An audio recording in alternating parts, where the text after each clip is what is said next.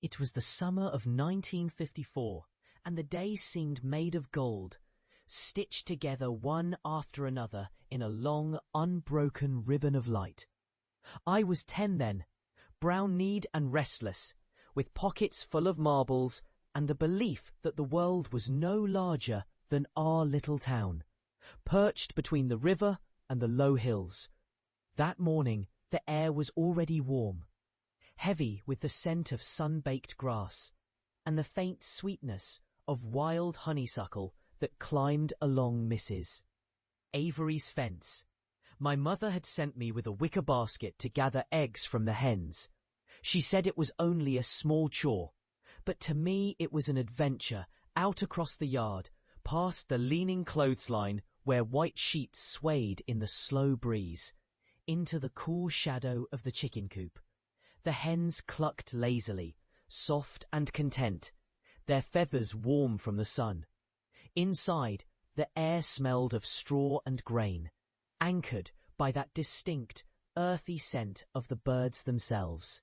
I remember that I cupped each egg in my hands as though it was something fragile from another world, a little treasure.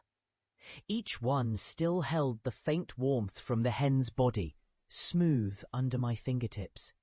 On my way back, I saw my father repairing the gate by the road.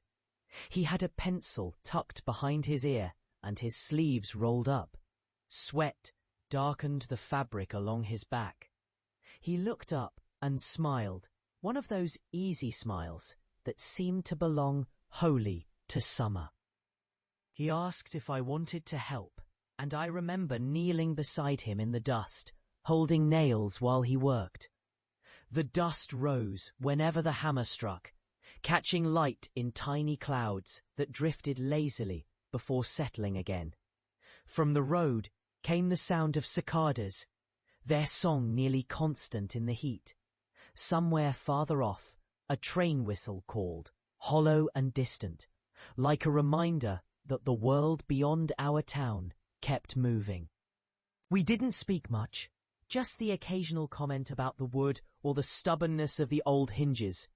But in those moments, I felt something wordless pass between us, a quiet sense of belonging. It was as though time had paused just for us, letting me memorize the way his hands moved, the way his brow furrowed when he measured, the way he set his jaw with satisfaction when the gate finally swung straight and true. Years later, I would understand how rare such moments are. Those times when the ordinary becomes a keepsake you carry for the rest of your life. Life wasn't easy for him.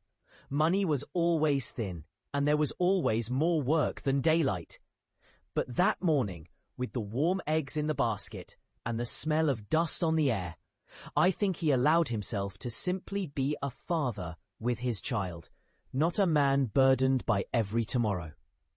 I've built many gates since then, in places far from that little town, with my own hands worn by time. And each time, whether the wood was pine or oak, I thought about that day, about the sunlight on the dust, the sound of a hammer, and the way his smile made me feel as though the world, for all its vastness, was still small enough to hold in a single moment.